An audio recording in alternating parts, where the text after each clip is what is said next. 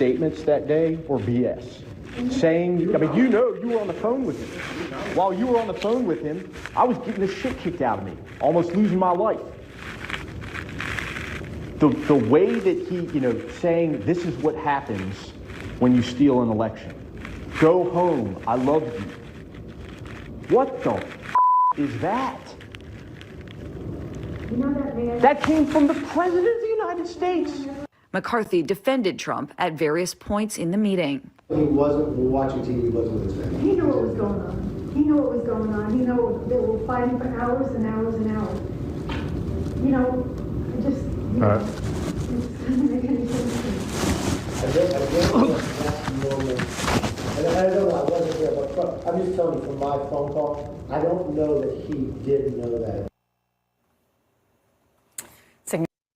Welcome to the Young Jerks. It's Mike Crawford. We just opened up playing a clip from CNN today with from Mike Fanone. He's the officer that was assaulted on January 6th. There's a big hearing coming up this week. It's going to be very interesting. Definitely wanted to open with that little clip because I think we may want to talk about that tonight. We have a special guest on the show tonight. And I'm really excited to have her on the show, have her back on the show. Previously, when she was running for office. Since then, she's done quite a few things. I'm going to talk to her about some of those things. But a lot of people know her from Gamergate. They also know her quite a bit from her Twitter post. She's very popular on Twitter. I follow her on Twitter. I love her stuff. So we're going to bring her up and let her introduce herself. I even think they've done Law and Order episodes. I've seen Law and Order episodes. I'm watching it, and I'm like, this show is about Brianna Wu, I think. And I'm pretty sure. Let's find out. Brianna Wu, did they make a Law and Order episode? They did make a Law and Order episode about me, and it was very surreal to see my death threats replayed word by word by the Law and Order cast. Very surreal. Very surreal. Welcome to the show. It's so good to be back. I gotta say, when I think I weigh 100 pounds less than I do the last time I talked to you, which was when I was running for Congress, which is just, wake up in the morning, go, eat fast food, live terribly, never exercise. So very different space I'm in now. Oh my goodness. I think I am too. Like I'm not, I have to think back, but like I don't have to commute anymore. I just walk dogs every day. So I mean, I'm feeling pretty good most of the time. Maybe not today. I'm kind of losing it. I've had so many non-days off lately. I need a day off. It's going to be coming up soon. I tell you what, you just throw the keys to your dog walking business to Frank and I. We love dogs. We'll go walk those little suckers for you. You just go down to Florida. You get back to speed. We'll take care of things for you. Oh boy, we might take you up on that. We'll see. So we're the Young Jerks, and again, we're with Brianna Wu. You can find her on Twitter. I want to make sure people check her out on Twitter as well. If you haven't, at Brianna Wu, we may be posting some of her tweets up tonight. Oh, but boy. we open, I mean, you're all about it. We're definitely going to be talking about Elon Musk. We're already getting some comments. Even before the show started, we had comments about Elon Musk. Oh, this is going to be posting some of those up in a minute. But I wanted to start about January 6th because this just this new video audio really from Mike Fanone, who was the officer that was assaulted. He went up to speak to these Republicans. And he recorded his conversations with them. It just got released. There's going to be a big January 6th hearing on Thursday, I believe it is again. This has been ongoing for a while. What do you think about all this, and where is it going to go? Well, the thing that really strikes me when I hear Michael Fanone talk is, he doesn't come across at all as a partisan. He is very clearly just an officer that was trying to do his job and feels intense bitterness at the way the Republicans tried to spin the events of January 6th. I think he's very resentful, as he should be. I mean, he had these insurrectionists try to kill him. And I have to say that clip you just played, just shocking stuff. Just the nihilism of McCarthy and the Republican Party overall. I think it's like just when you think there can't be a bottom, it gets even worse. Spineless. Yep. I mean, absolutely. McCarthy knows, but even to what he's privately talking to this officer, he's still full of shit. Yeah.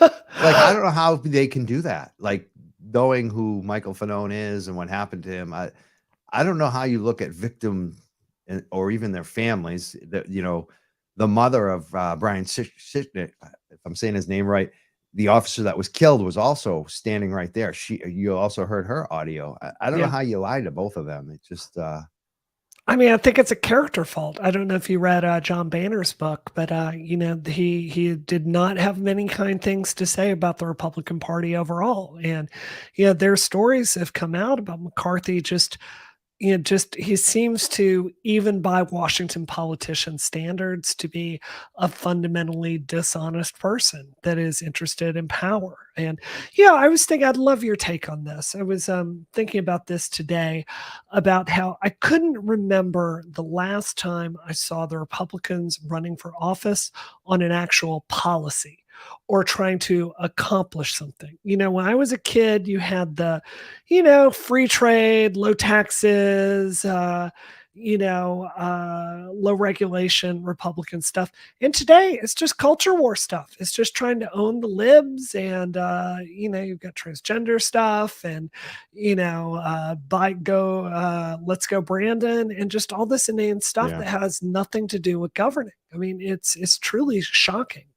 My take on that is you're like 100% right, but there are exceptions. Mhm. And I would say the exceptions are coming from local races. Like Yeah. we haven't, basically that's the reason why this show, we used to have Greens, Libertarians, Democrats, Republicans. We have Workers' Party still. I mean, we don't care about party. We're not Sure. a partisan show. A lot of people think we're Democrats. We're totally left-wing liberals. We started putting leftists in our description because that's what people call us. So, we might as well go with it, but for us, we're about policy. We're really about policy based. And we didn't have any Republicans on for quite a few years during COVID. And the main reason is because of what you said, the culture wars. Yep. And the last Republican that we had on was John Hugo, who was pretending to be a liberal, not a liberal, a moderate Republican at the time. And then after he didn't win his election, he came out and said, I was lying on the young jerks. I'm not actually moderate. I'm a fascist. He didn't say fascist, but he is. I mean, he's basically been a fascist since then. So we were definitely, gun shy after that because, we felt like we got burned. This guy lied on our show to our audience. He's a Republican lying. And so recently there's been 2 Republicans we actually did have on the show. And it was because of what you're talking about. They had issues and policies they wanted to talk about that weren't culture warrior bullshit. It was real stuff, like TJ, who's running up in Salisbury, Amesbury, Newburyport, and he actually beat the extremists who was running against him in the primary, is a moderate Republican. And he talked about things he wanted to get done specifically in those cities and towns. And that's what I love to see and commend. Whether he wins or not, I just love when people bring up the issues, because that's really what it's all about. Even if you lose the campaign, your issues might win. The things that TJ's talking about, win or lose, are probably going to happen because he talked about them. Oh, 100%. Something I saw, running for Congress here in Massachusetts is, look, I don't want your listeners, viewers to get me wrong here. I am a progressive. I'm as left as you can be. But at the same time, I got to see the power structure of the Democratic Party up close here in this state. And it really changed my perspective on who the good guys were in our state. And the truth is, we will all go out and vote. And don't get me wrong, you look at some of the Republicans in our state, like Deal, and they're terrifying. Right. I don't think Charlie Baker has done a very good job. But at the same time, the Democratic Party in this state is a machine that is mostly interested in itself. And it comes like, if you're a candidate trying to come up and challenge that system, they are going to destroy you. And there are a lot of forces that are going to get together to destroy you. I'll give you just a small example. My husband, on a lark, saw there was an Adopt a Highway sign on near our house on 95. And we had somebody actually go through. He wanted to say Brianna Wu for Congress on that sign, and just wrote him a tiny check for it. And we had the entire political machine go to war over that sign and take it down, literally. Like, it's the stupidest, most crazy thing I've ever seen in my life, and it's just petty stuff like that that has nothing to do with actual governance here. It's so disappointing. Awesome. Thank you for bringing all that up because Yeah. I think people miss that a lot about the Democratic Party Yeah. in Massachusetts. It's funny because we've been exposing this story. We're probably not going to talk much about the cannabis angle. I know people may still want to call in or even comment on it, but we're definitely going to get back to it. So I know, people who are new listeners or new followers, this is more of a politics show.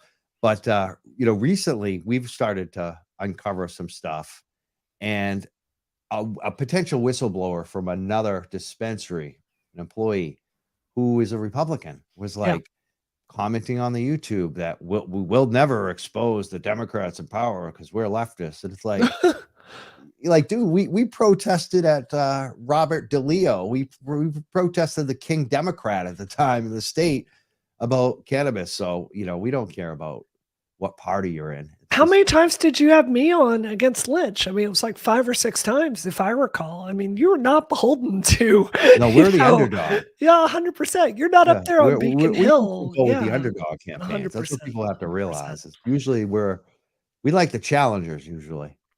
Yeah, I gotta tell you a conversation. I won't talk out of school about this, but I was Tito Jackson. I remember we were sitting down one time and talking about your show and just both really appreciating what you bring to local I'm glad politics I here. was just going to So, bring up Tito because yeah. that's a perfect segue. Because like during the Tito campaign, Tito was running against Mayor Walsh, right? Yep. And I got mad at one point because Tito hadn't come on. I was like, I'm trying to get Tito Jackson on. They're not getting back to me. And he's pro cannabis. I'm pro cannabis. And like, I'm about to book Mayor Walsh.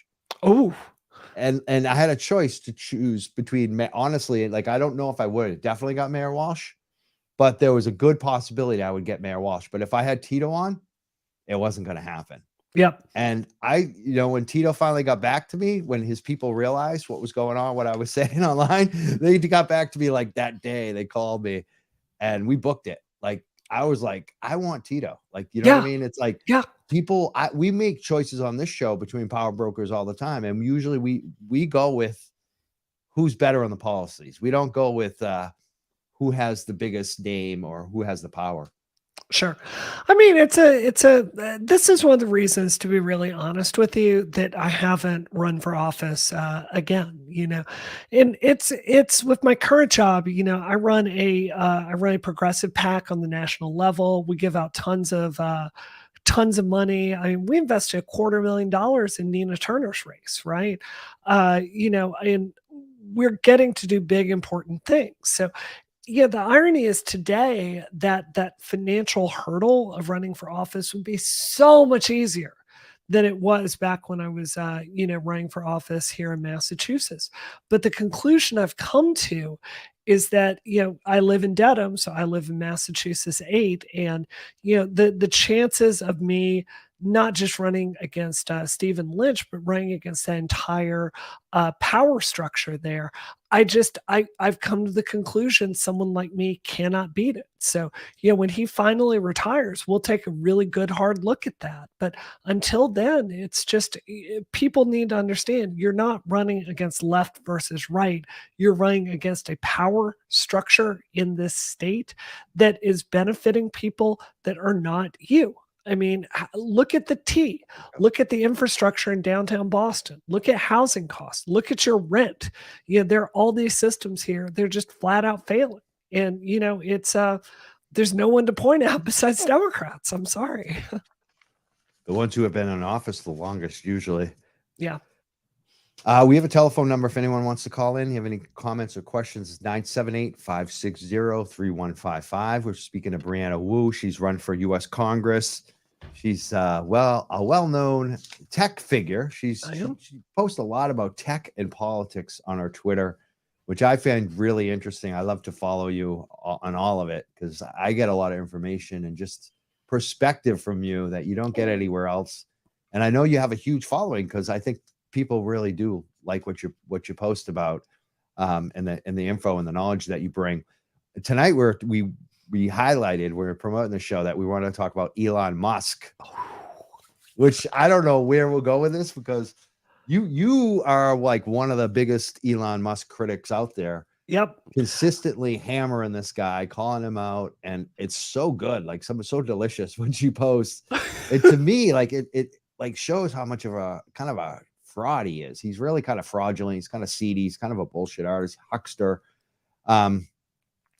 You know what it Number is, one Mike? question I It's want to ask you, has he exactly ever like, responded? oh, yeah, Has go he ahead. ever responded to you on Nope, there? never. He Never. pretends like I don't exist. But you know what it's like? It's exactly like you in cannabis here in Massachusetts, right? You've got an entire media ecosystem that has bought a storyline, and then you're out here and you're doing the work on the ground, and you know this stuff. You understand this stuff at a level that the media doesn't. So you're bringing the stories. It's exactly like that with Musk. You know, it's not hard to talk to the people that understand what's going on with his crazy AI claims or his self-driving car claims. You know, full self-driving that he's promised Oh, every year. That's going to don't be even get me totally. started. Let's talk about that, because I don't think people get what you're talking about. So let me give you just the brief history of Elon Musk and full self-driving, which he has been promising since 2014.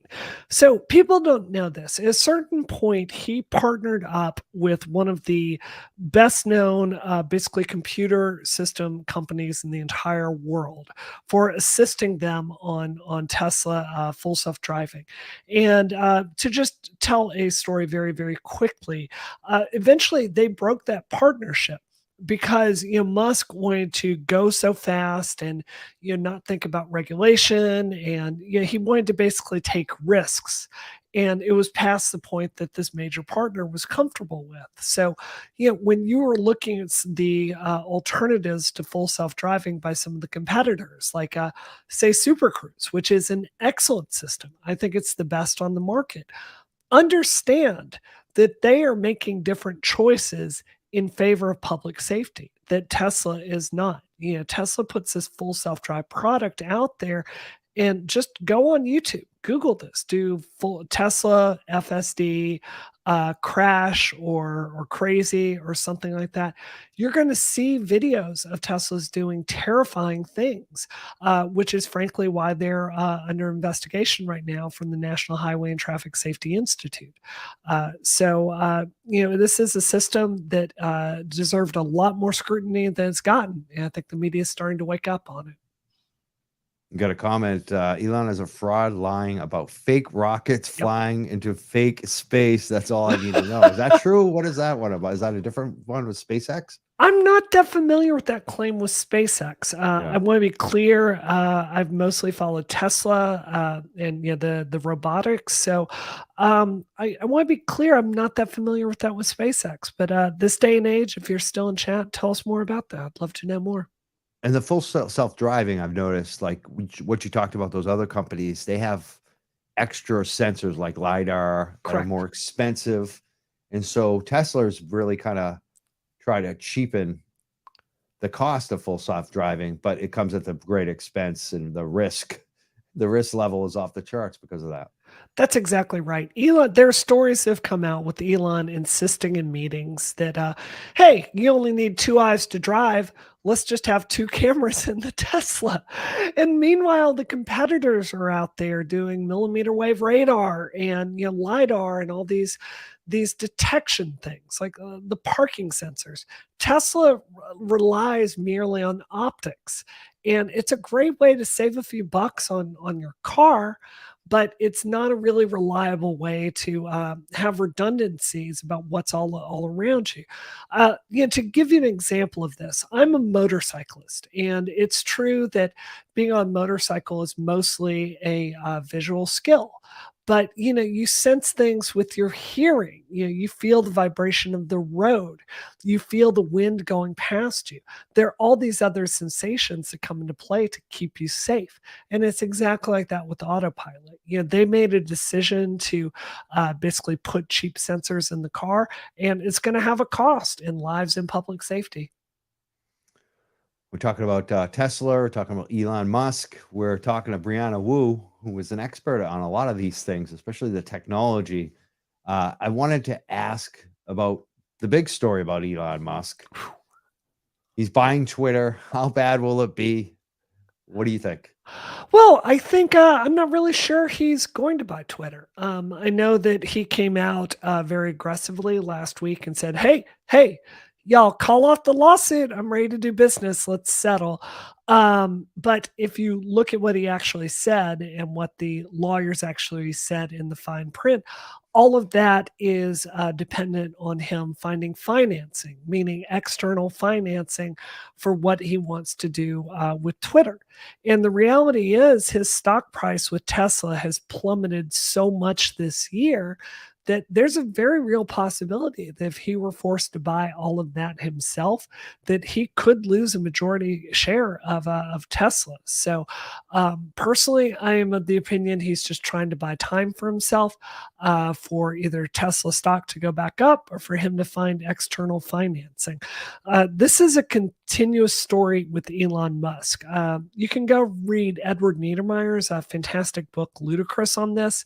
There are multiple times that Elon gets out there in front of the crowd and goes, "Hey, y'all, we just got this huge, awesome investment. Everything's great." And the stock price climbs to the moon and everybody thinks it's great. Only problem is it's not true. And behind the scenes, he's scrambling to find other people to invest in his company. He did it with the Roadster, and he did it with the Model 3. I think that's exactly what he's doing in this case. He's a stock pumper. Yep. Pump and dump, some Pump people and would dump call it. it. Yep. Even going like beyond on the Twitter deal. Just go back to the Twitter deal, because like you said, it's so funny. A few weeks ago, he was like, "I'm gonna find out so much information on Twitter about their bots." He was like taunting them and making it seem like this lawsuit was the best thing ever because he was gonna ruin Twitter. And then next thing you know, he couldn't wait to like stop the lawsuit. And it seems like he's very afraid of more of his emails coming out, more information about him coming out, not about what Twitter doesn't seem afraid at all. Twitter seems like they know they won. They're going to fight this to the end. They're not even interested in the deal he's talking about right now because they know they won. And basically he went from, pretending that he was going to win and that he was going to get so much damage on Twitter. And now Twitter's just like sitting there, like with the, what do you call that? You get the royal flush hand and it, you're just sitting there with the cards in your hand. You got the winning hand. And this clown now wants to make a deal.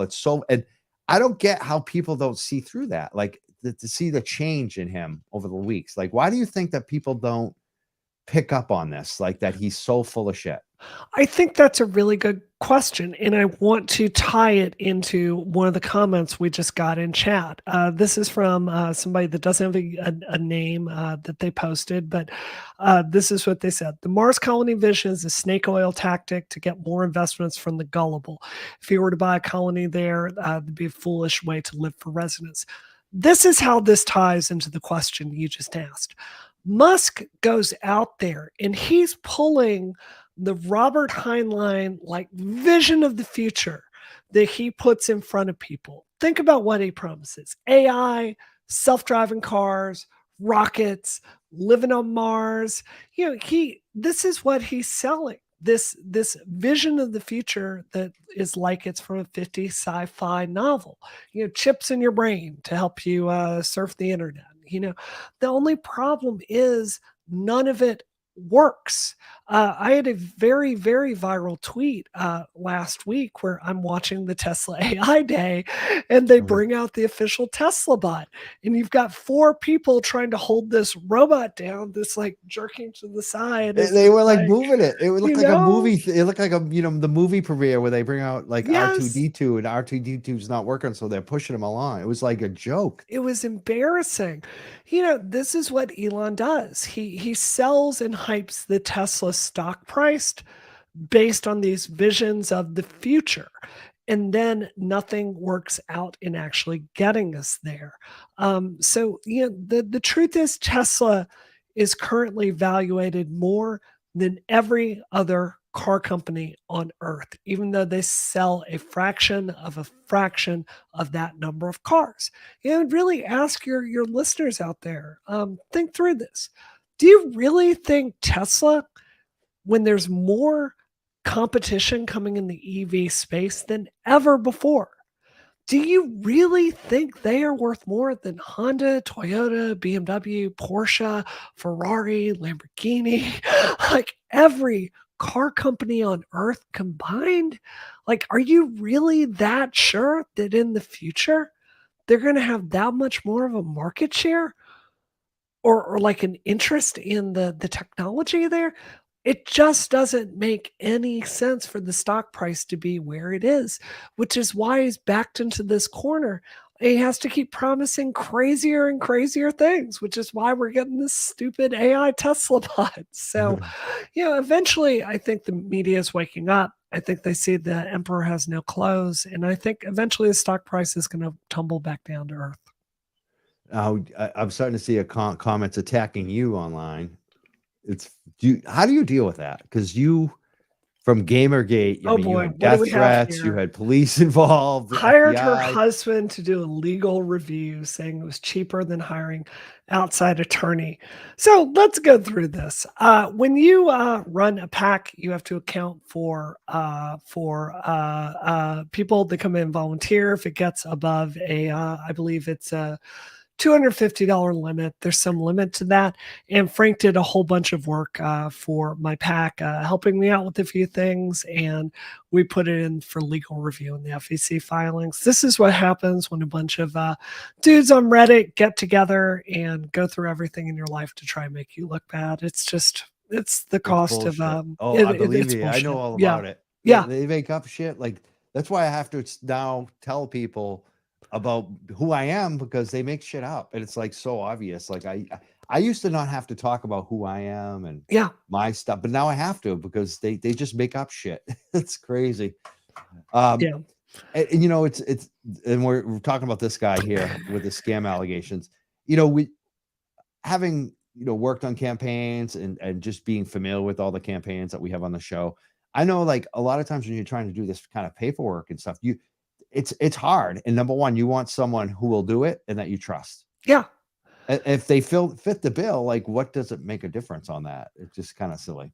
It's 100%. The truth is, my husband makes pretty good money being a patent attorney, doing patent law, and he didn't really need the $300. We paid him to hold ourselves to the highest possible ethical standards in how we do business at my pack, and it's ironic that that is what they drag out to attack you with. So, I can't stress it.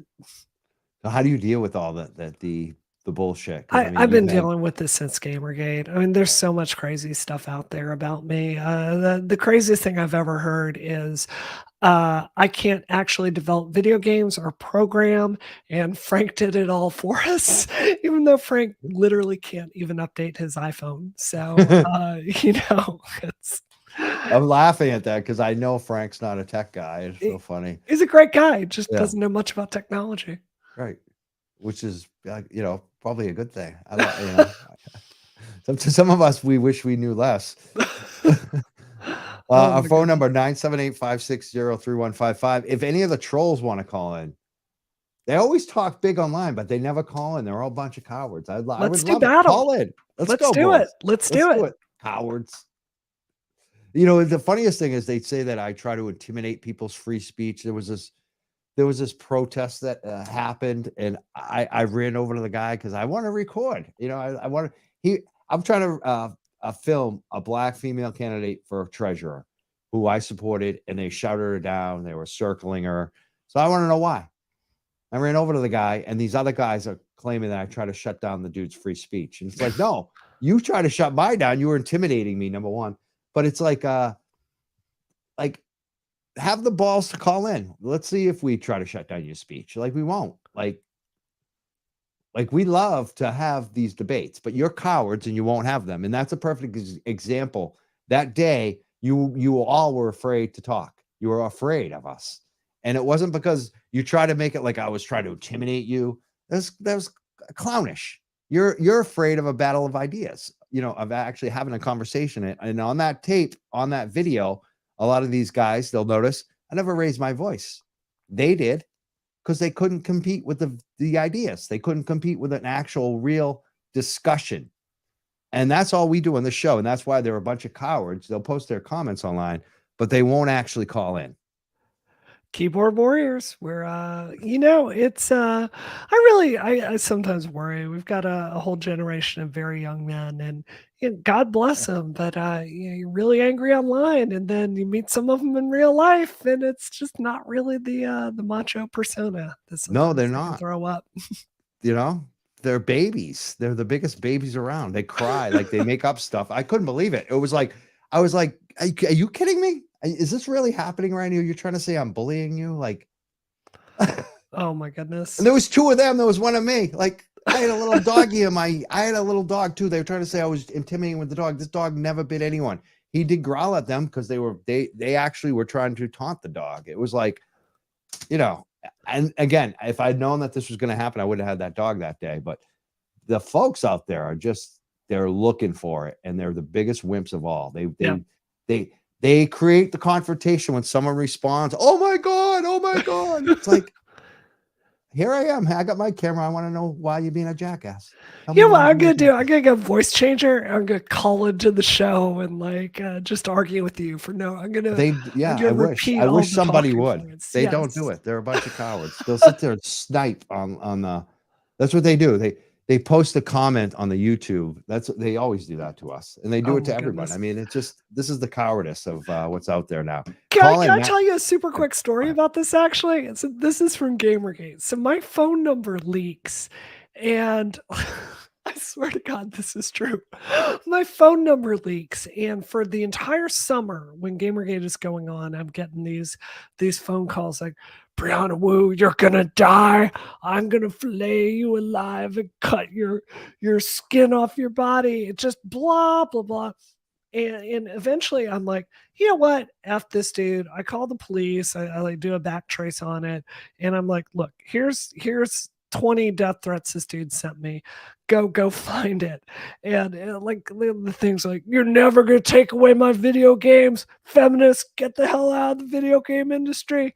And the cops go knock on this guy's door, and they find out it's this little 13-year-old kid Oh my God. that had been calling me and deepening his voice. And the irony of the whole thing is his parents did sell his PlayStation, and this feminist did take away all of his video games. So, every time someone sends You me grounded a death him. threat, I did. You grounded him. I did. Every time someone sends me a death threat, I think about that 13-year-old. You're like, is this a 13-year-old? Yeah, exactly. Maybe I need to start thinking about that. These 13-year-olds posting dumb comments. No wonder why they don't call in. Call in. No, actually, I don't want any 13-year-olds calling in. 18 plus 978-560-3155. But there are some adults that are trolls too. I see them out there. We're the Young Jerks. We're speaking of Brianna Wu. She's well known on Twitter for her tech and political news. You have a PAC, Political Action Committee. Tell us about that. What is it? What's going on with it? So I was thinking about this today. My boss is Cenk Uygur of the Young Turks, and I'm coming on the Young Jerks today. Oh, this is strange. So this is the moment that colliding. They're coming because so many times now, like I'm gonna get myself in trouble maybe. When we started the Young Jerks, we really weren't trying to rip on the Young Turks. My girlfriend gave us the name, and because there's but even before that Young Turks show, there was the Young Turks from Hollywood. Yep. And so, we were just the Young Jerks. And it's so like a lot of times people have said, are you with the Young Turks? And I have to say, no, like, look us up. We're not the same. Like, it's so funny. And so now we're colliding tonight. So you actually work for Cenk of the Young Turks, which for is Cenk, yeah. Now it's starting to hurt us too, because a lot of times when we search Young Jerks, it's always the Turks that come up. So it's not helping us. It's actually probably hurting us. Go ahead. Well, it's one of the biggest, YouTube shows in history, especially in the progressive space. So anyway, Cenk came to me after both of us lost our congressional races, was like, you want to do some good? and threw me his mailing list where he raised, I believe, $1.5 million. I raised a little less than that, but we put our mailing list together and started putting it into causes that we believe in. So we do a lot with large data sets in micro-targeting voters at a very, very, very fine level. The truth is the Democratic Party and especially progressive candidates, when it comes down to the bread and butter ways you get elected, which is canvassing, walk in neighborhoods, targeting ads. There are a lot of things you can do with big data that just progressives did not get into the space to look at fracking Excel all day long. So that's kind of the space we exist in, kind of using those large data sets. Awesome. Maybe we can get your friend Senk on the show. What do you think? Yep. I gotta tell you, so Jank has this Or is it this Jank? Am I saying it Jank, wrong? yeah, Jank. Why do they say Senk? Some people say Senk, right? Because it's spelled CENK. Well, people are wrong when they say Senk. It's They Jank. are. It's Jank. Jank. So I want to tell you, I've had a lot of See, bosses he's almost in a my jerk time. then. I'm sorry to interrupt He you. comes off as a jerk online. I will 100% say that. I hope I don't get fired. He'd probably agree with me. In person, he is legitimately the best boss, the nicest person, the most passionate warrior I've ever worked with. And the irony is, he has said sexist things in the past on his show. And the man I work with is literally the best boss I've ever had at listening to ideas, at giving people credit, asking for input, making you feel valued as a person. It really is the complete opposite of his public persona. And I Why do just you think it's like that? Like, because he has said some problematic things. I think, well, first of all, I think if you go through, he's been doing a show since the Bush administration. So I think if you go through someone's entire history, you can find some things that they've said that are wrong. So I think part of it is just clip chimping him. Part of it is, I don't have the same opinions today as I had 20 years ago. I don't know about you. I think it's just growth on some things. But I think the third thing is the funniest is Jank just likes a big fight. He really does. I was going Which to ask is- you about that because, Yeah. one of the biggest things that a lot of people know him for, kind of like when they kind of jump the shark, is like those Alex Jones fights. Yep. Like some people think that was staged, like wrestling. Do you have any No. insight on? No. No, that was not staged. That's Jank for you. Like you get him going. The irony of working with Jank is he is so unbelievably macho and manly.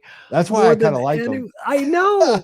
Because I have that side too, and I am a left progressive guy. You kind of try to tamp it down, but 100%. there's part of me that still likes that, like getting in fights with people. That's him, but he takes all those qualities in like a positive way, and he loves to use it to pick the right fights. Yeah, exactly. And You got to use it for the right cause. And the thing is, if you know Jank behind the scenes, the thing is, you're looking around when you're in meetings with him, you're like, holy crap, there are a lot of really strong, mouthy women in this room today. Like he loves to surround himself with Yeah, it's mouthy the women best. in the Yeah. best way. So I just, I genuinely think the public's just got it wrong on him. Well, I'm glad you brought up the mouthy woman. Oh, it's true. I wouldn't be here if it wasn't for the mouthy women. There we go. Like, I got one upstairs that she is the best. She kicks ass. And you know what? Like, I think every guy, honestly, if you're one of those guys that's having a miserable life in your basement, find a mouthy woman.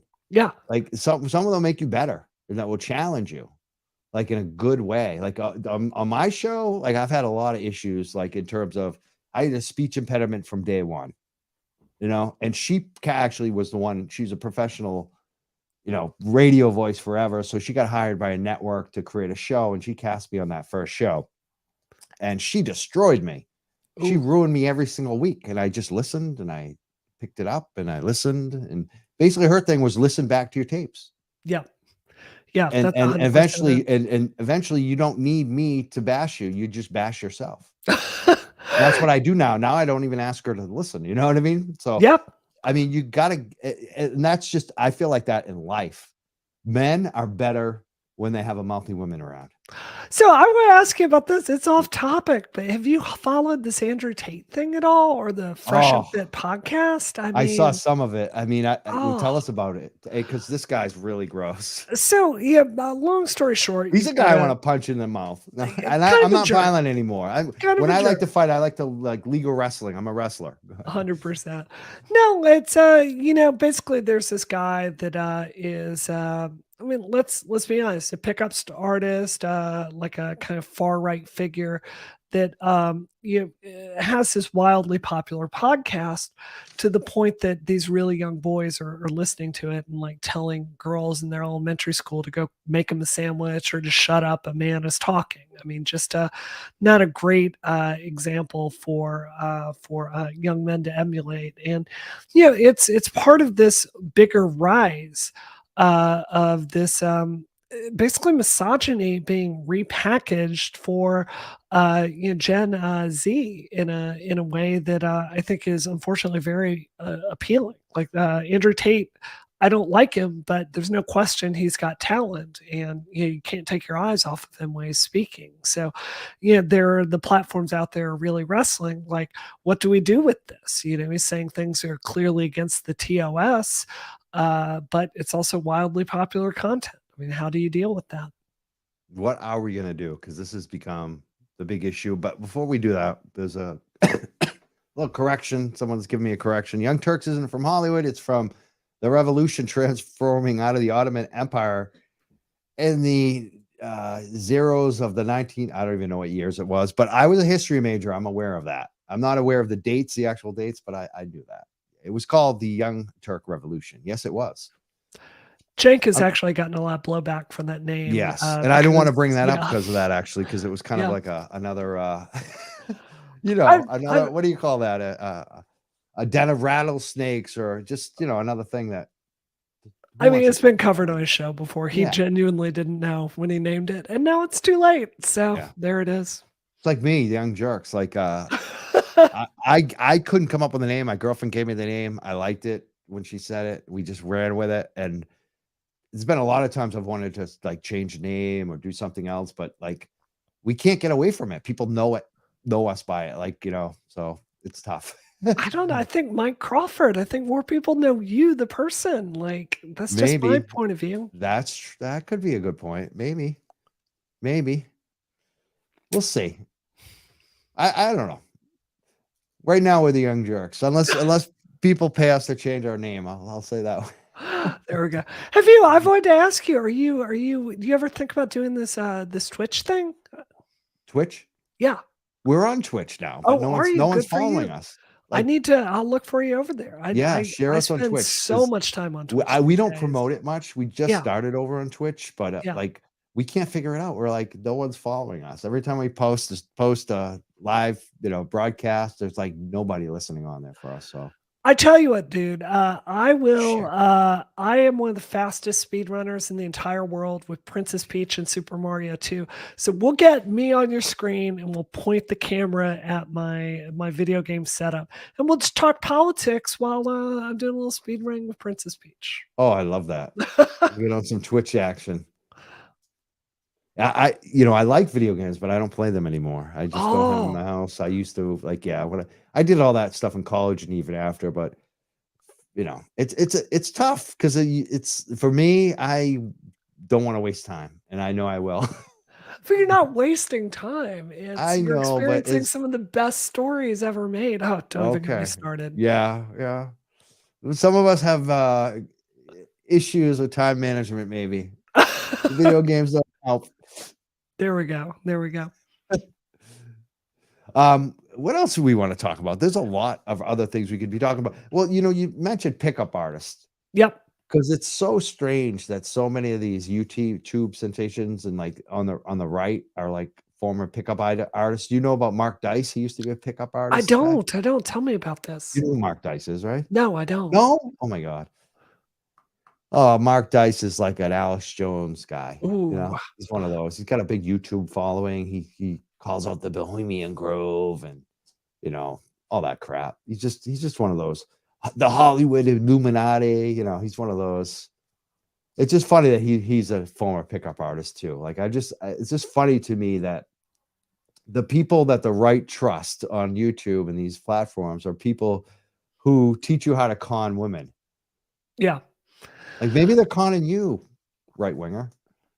You know Like, what I don't think think of it that? is, and I don't know how old you are, Mike, but I'm 45, so I am literally the last year of Gen X that we had, and you look at some of the statistics with Gen Z and millennials and how much sex they're having, and it's some dark shit. I mean, What, they're not having sex or they're they're having not too having much sex, at all? and I am Why do you think that is?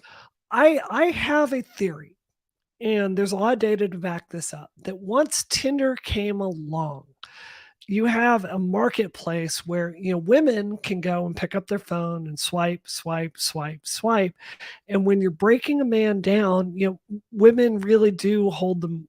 I mean, we choose, right? We choose who we want to date. And when you're reducing a man down to, this profile pic, I think that I think this created a world where you have like these guys that are really, really attractive and, make a lot of money. And I think a whole bunch of women are chasing those guys. And I think it's led to this world where everyone else is kind of looking around and going, who do I date? Who do I connect with? And I think in the meantime, you have a generation of people that haven't really learned those in-person skills. Look at the rates of social anxiety disorder and all these other things have just skyrocketed. You add on to that COVID, where these kids literally lost a year of their lives to like face-to-face socialization. I think when you add all of that together, it's created a real imbalance. And I don't think it's rocket science. I think you have a lot of really lonely young men out there. And I think a lot of those lonely young men are the ones that are attacking, you and I so gleefully on social media and other platforms, just because it for a moment makes them feel less lonely and angry. That's my theory. What do you think? Yeah, I think you got a good point. I mean, Yeah. it makes sense. I've been thinking about this with Facebook and Instagram too. Um, I mean, even for me, I'm an older guy. Yeah. I mean, sometimes you can't help to like you see a picture of your friends together and you're not there. Yeah. Like there's all this weird shit that happens with Facebook and Instagram where even someone who feels pretty secure in themselves, Yeah. it can kind of sometimes get that envious feeling. Like even family stuff.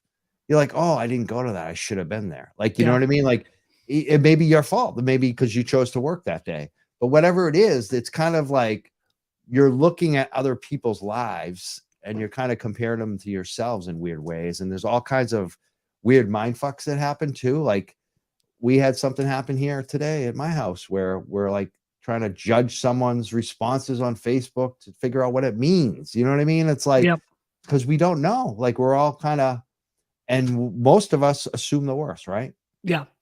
No, I think that's dead on. And the truth is, we know a lot about what Instagram does, particularly to young girls. It's not my quote, but there's a guy that famously said he would rather hand his daughter a bottle of Jack Daniels than an Instagram account, and I think the numbers really bear that out. You put young girls on Instagram, they're comparing themselves and their bodies up against these ideals that don't exist. That's not new. We had that in the 90s when, but it was the magazines, right? It was it is just so much more in your face now.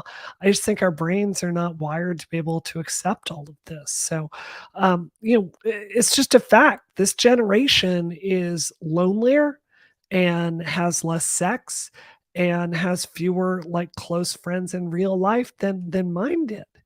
And I really worry what that's doing just in terms of their humanity.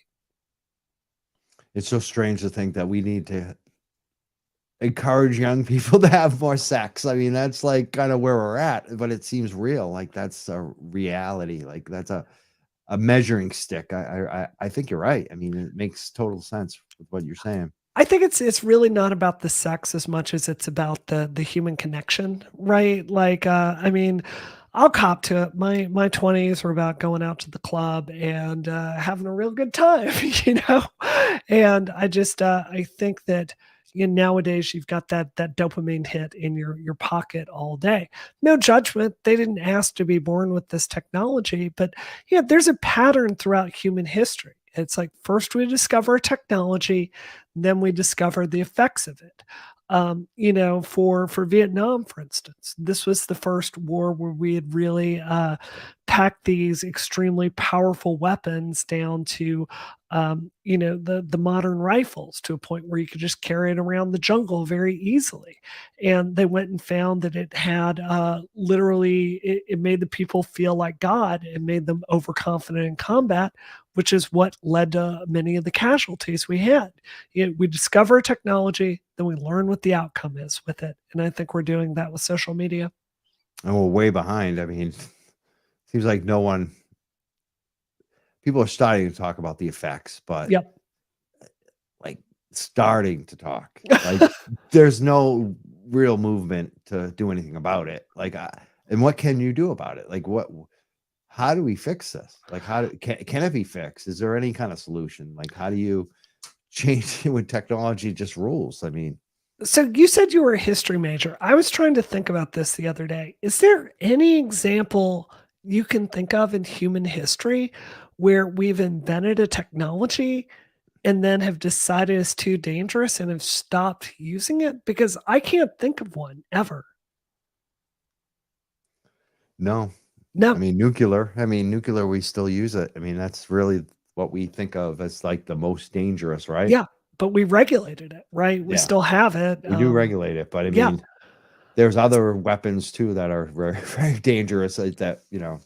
yeah, no, you're right. It's I think we don't put the genie back in the bottle. We I never do. think so. I think this is one of the reasons I ran for Congress. I was looking at the leadership on the Science, Space, and Technology Subcommittee in the House and going, these guys are boomers and they don't understand any of these issues on a policy level. We need credible people helping set this technology. I think until we have smarter policy in Congress, I frankly don't think these things are going to improve. With the Young Jocks, we're speaking to Brianna Wu about politics, technology, a lot of where the two meet. Wanted to ask you, just more about the election coming up, because this is going to be a big election. You're working with Cenk from Yep. the Young Turks, not related to this show, except for tonight, kind of, because our guest works with Cenk.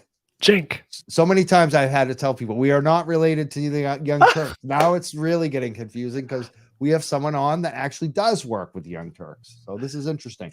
So what do you think is going to happen? I mean, you're working on these campaigns, you're funding campaigns. What's going to happen in Congress?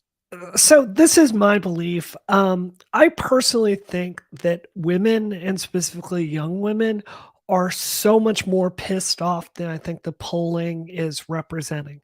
I think if you look at 2016 and Donald Trump's win, the models really underestimated the amount of fury people were feeling out there at the system and at the status quo that Hillary Clinton represented in that election. And as a result, we were all kind of just blindsided by the results of that.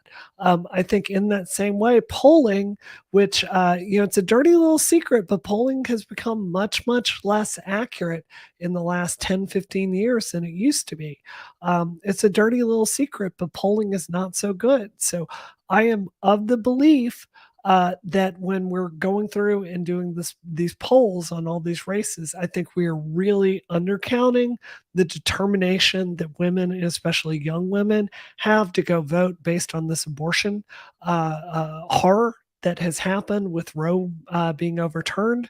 So I think that the Democrats are, I actually think we're going to win. Maybe that's optimistic. We can talk again after Election Day, but I think people are really angry. I hope so. Yep. How are you feeling about it? I think you're right on the woman angle, and I hope that I think a lot of young people. I talk to a few younger folks than me. Right? Let's put it that way, on a regular basis about politics, and I think that they weren't feeling it. They weren't feeling it at all. But I think that the student loan, the 10 Yep. grand, I still don't think they're satisfied, but I think it would kind of like an eye opener. Like one party wants to do something, the other party's totally against it. I mean, that's pretty clear to me. I think it's starting to get clear to young people on that if they vote, maybe they'll get some more, and I also think the cannabis thing too, also, kind of waking the young people up. But I think the number one issue is abortion, Yeah. pro-choice. I think women are going to come out. And I also think that there are people like me that are out there. Like I care about all those other issues we just mentioned. But a big one for me is like democracy itself. Yeah. Like I feel like this guy Trump, and not just Trump, but a lot of the other folks, some of the folks we're talking about, like Mark Dice and the Alex Joneses, they've been planning to have their dictatorship for decades. Like Yep. they want it. They don't want us to vote. They don't want a democracy because they know they don't have the votes. So, the Republicans, I feel like, are playing for keeps and knowing that they can't win too many more elections because the numbers are against them. So I'm worried about democracy too. I feel like that's something that is kind of bubbling underneath too. I couldn't agree more. I think that's what the January 6th insurrection shows. I think the Republican Party, unfortunately, has become a completely nihilistic party, and it's not married to any particular political agenda or idea. I think if Republicans have to choose between democracy and winning an election, they're going to pick winning an election. And I have been seeing this trend in the Republican Party since the Bush 2 era. That first election with George Bush, with the Florida debacle, and just seeing this party become further and further mired away from the truth. And, something I don't think we talk about enough is how utterly ineffectual the Democrats have been in solving this. I mean, Mike, let's get real here. If the Democrats win the midterms this year, it is going to be because of the fact that they bungled the abortion issue for literally my entire lifetime, not codifying Roe versus Wade, and underestimated the Supreme Court. And what they were going to do when they didn't do anything to stop it. So, the Republicans are bad, yes, but let's also be honest and say the Democrats are just completely unmoored from the reality of what we're facing. And all respect out there to older people in your audience, but the number of the three top Democrats that we have today, two of them are 82, and one of them is 83. Joe Biden is literally the oldest president in our history. Now, I want to be clear. You can be older and have more perspective and be wiser. I know for a fact I'm smarter today than I was at 25. But at the same time, there are issues that you just miss and you don't understand. And I really think a lot of the Democratic Party is stuck in this 80s mindset about how politics works. And we are not putting up an effective opposition to literal fascism. And I think other issues too. Yeah. Like so many issues the Democrats miss. I'll put cannabis right at the top. Yeah. You won't find an issue. And this isn't like a new phenomenon. We voted on decrim in 2008. It got 65% of the vote. Most Democrats, even in Massachusetts, probably not getting 65%. If they do, they're doing pretty well. Usually it's like 62, 63. That beat most of the elected officials, and it's just gotten more popular. It's like over 70% now. Like it's like 70, 80, depending on how you ask the question. There's no politician that is as popular as cannabis is. and still, like we've been waiting for anything. Like we finally got a little taste of it this week from Joe Biden, but it's just like this is an easy win for them. I don't know why they can't do things like this that are easy and just keep pushing them. Because they're more afraid of the Democrats have convinced themselves, especially on a national level, that this fictional, like moderate conservative is who their key to power is. And that's just not true. the key to power is about the people on the sidelines. They've told themselves that their vote doesn't matter and there's no point to showing up. Like you said, cannabis is wildly popular. This is why I was so pleased to see Joe Biden's executive order, because you're telling everyone there's a brother, sister, parent, or friend that has, had a federal marijuana charge. You're making it very personal for them and their family. So, modern elections are not about persuasion, they're about passion. And we need to get as much passion out there by hitting Right. these popular issues with people. And like abortion, cannabis, Yep. those are issues that will draw single issue voters. Like, people say, don't be a single issue voter. You know what? There are a lot of single issue voters. Like, Yeah. I am not. I'm going to vote no matter what. I always vote. But there are a lot of my friends, and especially in the cannabis community, I know they're not voting. And if there's cannabis on the ballot, they're voting. So this is the reality. Like, people need to wake up. Like, you want votes, you gotta do what people want to see. And like, being pro-choice is one way, cannabis is another way, a student debt is another way. I think we need to do a lot more on the student debt. I Even agree. like fixing it for the long term, because we're bailing people out now, but there are new kids who are signing up for the debt today. Like, what's going to happen to them? It's just there's something wrong with that education system the way it is now. 100%. I just want to say, when I ran for Congress, some of the hardest working campaign workers we hired were marijuana enthusiasts that liked my position on cannabis. And, it's not just a good issue. It's not just the right thing to do, but it's a good way to have people show up and help you knock on doors. So just the most pragmatic issue in the entire world. It's a mystery to me why we don't embrace it more. Now, you talked about young people too running for office and the leaders of the Democratic Party. One of the most, I like follow you on Twitter. I love your tweets. One of my most favorite people on Twitter that I follow is a young woman, and I think she's the future. She obviously is the future. I don't even, just by saying that, you might know who I'm talking about. Who AOC, I'm going to guess. There we go. At AOC. I was making my list the other day, like who I would like my dream guest on this show. Oh, I had my top 3 living people. 2 men. One was Obama. okay. You mean, right? I mean, just to look at the guy, I would apologize to Obama for not voting for him one time. I like the guy. I really do. I like Obama.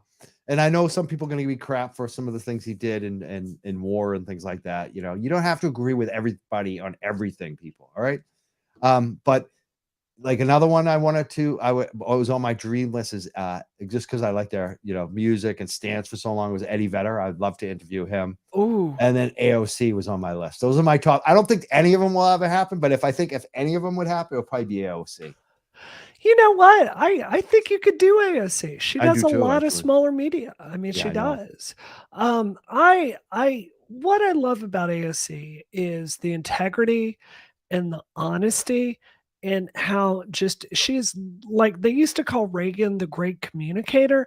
I think AOC is our great communicator. She breaks down issues like housing policy or Fed interest rates in ways that are just so clear and make the moral stakes so just black and white what they are.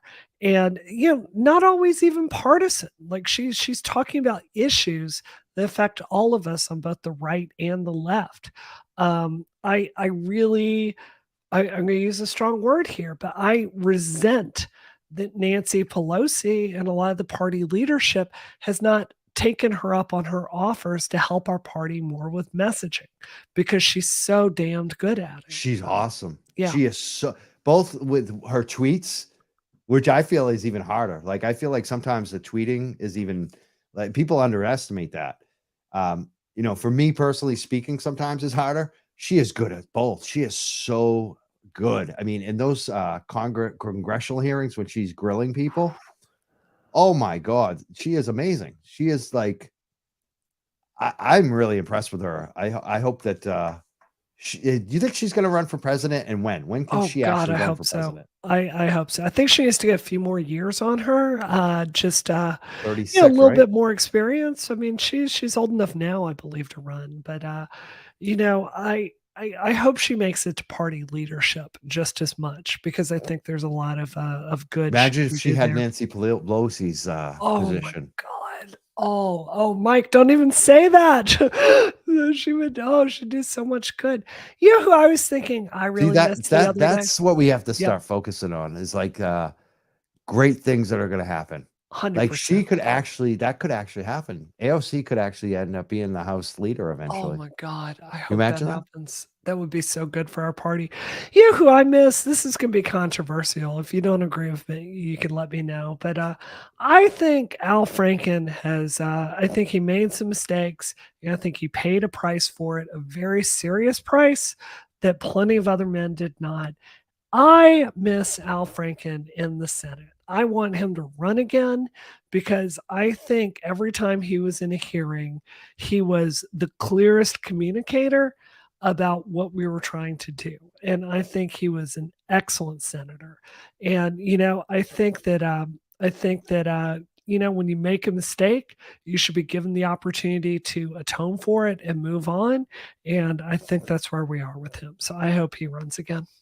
And he did resign, didn't he? He was forced out. He was forced out. Yeah. Seems But strange because like yeah, there's so many people who aren't forced out for way worse stuff. I agree. If you read his I book, don't even remember actually what he did. I know he did something weird sexually or something like Me Too type deal, but there were a lot of sexual misconduct allegations, basically. My opinion, some of them were serious, right? They needed to be taken seriously. But the reality is, if you read his book, Giant of the Senate, you can see Chuck Schumer never really believed in him from the start, and I think that lack of faith in him really came through when Al needed a friend. So there it is. he's still on TV too. Like I've Yep. seen him recently on TV, and he's phenomenal. You're right. His He's his such a podcast is great. yeah. He's a really good communicator. Yep. He's funny too. He's a comedian. I mean, he's like a Zelensky too, right? Like Zelensky was a little bit of a comedian too, wasn't he? Absolutely. Yeah, I think it makes you fast on your feet. I mean, well, think about this, Mike. If you ever ran for office, you'd be pretty good too. Like all the years doing this show, you're pretty quick on your feet That too. will never happen. I thought about it at one point for like city council at Cambridge when I lived there, but no. Dude, I would send you a max donation that day if Oh. you ran for office. It's $1,000. If you do decide to run, Oh my call God. me. I will be your What? max donor. What? Yeah. I don't know. Be too much stuff that would come out. People would be posting up all my screenshots, and I'm a big mouth. I couldn't handle that. You know what? I think people like people with a bit of fire in them. So Yeah. that's just me. So this someone posted, I'm a single issue voter. If you pressured Franken to resign, I won't support you. That was Patrick McKiernan. Goes a little far for my taste, but I understand the sentiment. Yeah, I understand it too, even though, yeah, I agree. A little far. He also posts GOP was supposedly dead in the wake of 2006, then the post-mortem after 2012. It's just the Trump party now. Yeah. I don't know if you read that book, how the Republican Party lost themselves and got everything they ever wanted, but it was talking about this, basically how they lost themselves to Trumpism and got a ton of power, and it's absolutely true. I think we're up against a really dangerous enemy because they ultimately don't believe in anything except raw power. So there it is. There it is. We're the Young Jerks. We're speaking of Brianna Wu.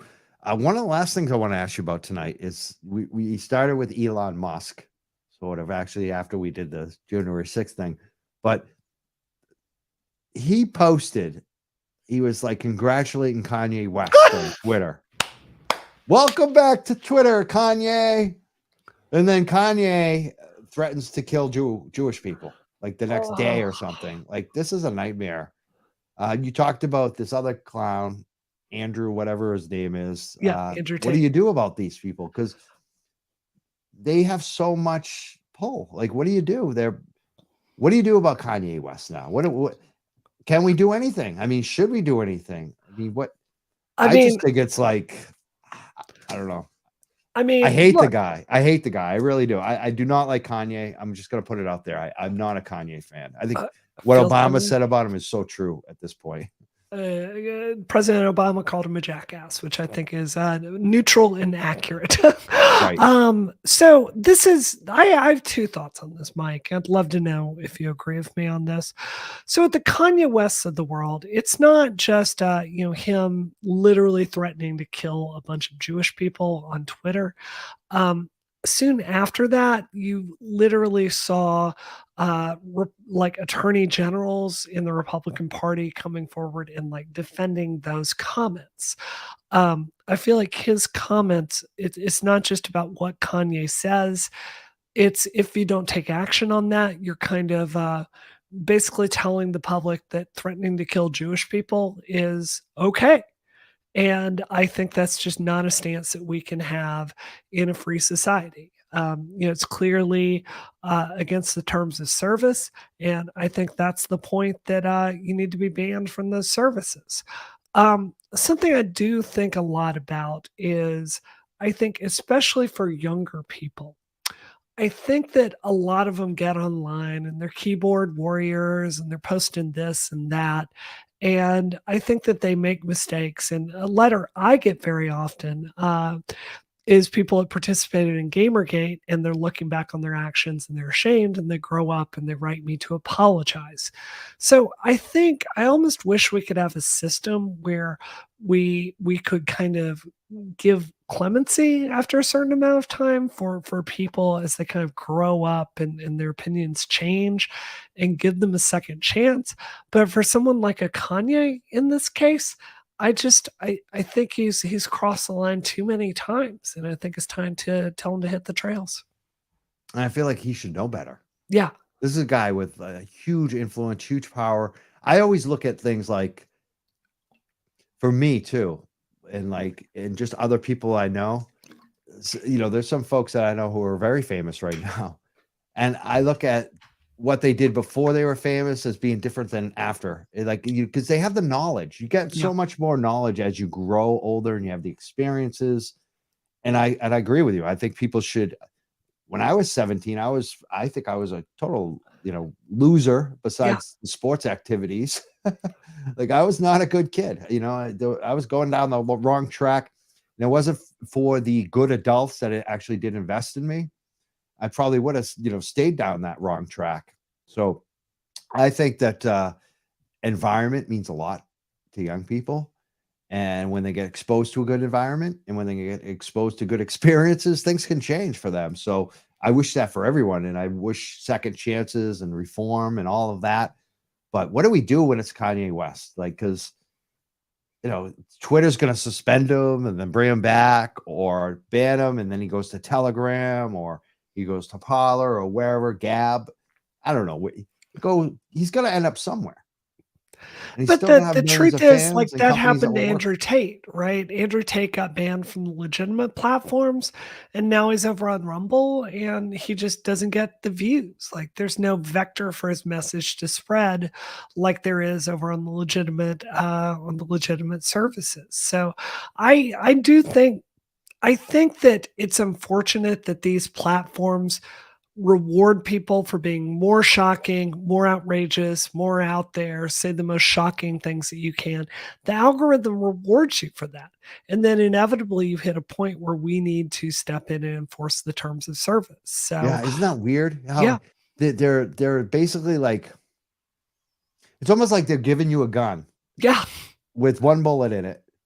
And they're saying, oh, look at all the views every time you pull that trigger and the gun doesn't go off. Look at you. Oh, you're getting more views. Look at you. And then the gun goes off. And then they're like, oh, you got to stop. Game over. It's like, I don't know how we fix that. How do we fix that with Twitter and Facebook? Lies spread quicker than truth. Yeah. I mean, that's been my issue for a long time. The lies, they get more support than truth on these social media networks. People love to click on dirt. I mean, I can tell you for myself, it's like there's a alternate reality version of Brianna Wu that is a liar and a grifter and sent herself death threats during Gamergate and paid her husband money to review legal documents and killed her own dog and blah blah blah blah blah. And it's a version out there that a lot of people believe about me, right? And then there's the real Brianna Wu that's a fairly nerdy 45-year-old gamer woman who is obsessed with playing Super Mario Brothers too. So I think the ultimate answer is the incentives with these platforms are very, very geared towards their profit and maximizing the time that we spend there. But I don't think they're geared for what's healthy for the rest of us. And I think that it's like smoking. Eventually, these companies wouldn't do the right thing, and we need regulation to step in and take steps for public health. And I think that's what we need. Yeah. Patrick writes also lots of economic pressure on media Yep. ends up promoting clickbait. It's so true. Yep. Even like legitimate media, they end up with management that starts promoting the clickbait. I mean, because that's the way they need their views, and it's a brutal world now. It's very difficult. Brianna, we've been up over an hour, and it seemed like 15 minutes because I like so many good topics. I love talking with you. Well, it's 3 years between us talking together. We take some time to catch up. So Yeah, let's we just needed to not have catch it up. be 3 years again. Yeah, no, definitely no. I want to have you as a regular, guest on here. I think you I add a would lot love to it. that. Oh my Awesome. goodness. And let's is there anything that you wanted to talk about that I didn't touch tonight? Because you're all over Twitter on so many topics, and I'm just wondering if I'm missing anything good. I just want to tell your listeners, get out there, make sure you vote in the midterms. Here in Mass, it makes less of a difference, but my God, let's make sure we get Maura Healey in the governorship, not Deal. We got to win this one. We saw what all these years of Baker did. It was not good for any of us. So make sure all of us get out and vote, and we don't take it for granted. Yeah, if you like public transportation, I mean, look at the T right now. It's a mess. Oh God. And that's Dude, the how can Republican it be government. this bad? It's gotten worse every year I've lived in Massachusetts, and it sucked when I started living in Massachusetts. How has it gotten this bad? It's really awful. Oh, sorry. So get out and vote, people. Get out and vote. It's coming out. We're like a month away now. I got a lot of money I got to get out to candidates today. Who are you supporting? Like, who are the big campaigns that you want to see win right now? We are keeping for this race, we're keeping our cards very close to our chest, and we're going to do money bomb towards the end. So stay tuned on that. Being strategic about it. You're being strategic. Are there any races people should kind of like be opening their money? If Massachusetts people want to support national races, which ones would you kind of look at? Because I'm looking at Georgia. Warnock is excellent. We've spent a lot of time, my pack down in Georgia, working on things. I got to tell you don't want Herschel Walker in the Senate. I feel really strongly about that. And, if you're looking for some fun, I love nothing more than driving up to New Hampshire on a weekend and doing a little canvassing where it matters. There you go. And people can also give to your PAC. You can do that with helptherebellion.com. So, we donate to, we tend to support very progressive candidates. And one of the things I can show my hand on this, but you're about to see a bunch of YouTube celebrities come forward and with a get out the vote effort that we're going to be doing with large data to micro target younger voters, let them know what's in it for this election and make sure they get out there and vote. Awesome. And in the future, since I'm thinking about this, because you basically said you would fund my campaign, which I'm not going to run, by the way. But we have some great candidates on here, and sometimes like there's certain ones where I might be like, you know what, that's a person we really want in office. Should I send them your way and be like, you should give them $1,000? So one of the things is Massachusetts is so messed up as far as our rules about PACs being able to operate here that Rebellion PAC actually cannot legally operate in Massachusetts. But I'm always happy to write people a check. I gave Wu her $1,000, and if they seem like a good candidate, happy to help them out. Awesome. Who do you give 1,000 to? Michelle Wu, she Oh, was great. Michelle Wu for mayor. Yeah. She was great. Yeah, she's awesome. I like her a lot. All right. Well, I really appreciate your time, Brianna Wu. People can find you on Twitter at Brianna Wu. I hope all your campaigns win. And hopefully next time we speak, we'll be talking about a Democratic Congress, maybe Fingers getting crossed. shit done, and AOC getting more power. I want to see AOC move up. Like I agree. Like that woman she's a phenomenal. She's amazing. Yeah. Wish me luck on my bivalent booster. I just got that. So hopefully I'm you dodging did? the side effects Are on you feeling that. okay? You got that today? I'm feeling fine, but it's only been an hour. So not enough time for So anything you bad came to from happen. that to do this. That's did. amazing. I did. Wow. You're Excellent. a trooper. Did you tell them like I'm going to do a talk show next? I actually did, because I had to cut ahead in line to make it here tonight. Oh, that's hilarious. Yeah. I'm doing mine this week too. So hopefully you feel well. Yeah, hopefully. I mean, you gotta go walk those dogs. So stakes know, are a bit right? higher for you. We'll see what happens. Yeah, fingers crossed on that. We'll talk soon, okay? Thank you, Brianna Wu. We're the Young Jerks. We will see everyone later.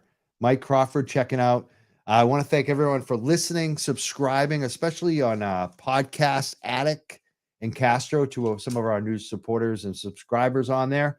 We've been running some campaigns, and we do see that we have a number of new subscribers. If you're listening for the first time, please subscribe wherever you're listening, whether it's YouTube, Facebook, but especially the podcast apps. We're getting a lot of traction there, and we want to continue to grow that. It helps us with the algorithms. It helps us get seen or heard by more folks on those apps. So please support that way. You can also support us with financial contributions as well. If you like our work, you can kick in, $1, $5, $10. There's a bunch of different ways to give. One is our Patreon. You can look us up, the Young Jerks, on Patreon. You can become a patron. Another way is midnightmass.substack.com. And we also take contributions through anchor.fm/the Young Jerks. That's one of those podcast apps you can listen to us on. Please consider monthly contributions if you can. It definitely does help us reach a wider audience, helps us put this show in front of more people, helps us with the equipment costs and the other monthly costs that we have for streaming. Again, I want to thank everyone for supporting this show. Mike Crawford, Young Jerks. And again, I want to just mention that we will be continuing to cover the moldy cannabis and the big cannabis multi-state operators. That story is not over. We're all over it. If you haven't listened to it yet, definitely check out that last podcast we did with Danny. Great interview about Lorna McMurray, the death of Lorna McMurray. He was a co-worker of hers. Great interview with Danny. A lot of information. I think everyone who is involved in the cannabis industry needs to check out that interview. I noticed a lot of people have been listening to those podcasts on Lorna McMurray, and we're getting a lot of feedback nationally, California, from Florida. We've had a lot of phone calls recently and emails and messages. And we're also hearing just, from the community itself that people are talking about this, that it's having an effect finally. After 5 years plus of reporting, unfortunately, it took Lorna to pass away. So we're going to keep on that story, and we're going to keep on supporting Lorna's family and her friends. And we're going to keep Lorna's memory alive. So stay with us on that too. We're the Young Jerks. We will see you real soon. I'm not sure when the next show is, but it will be real soon. Check you guys.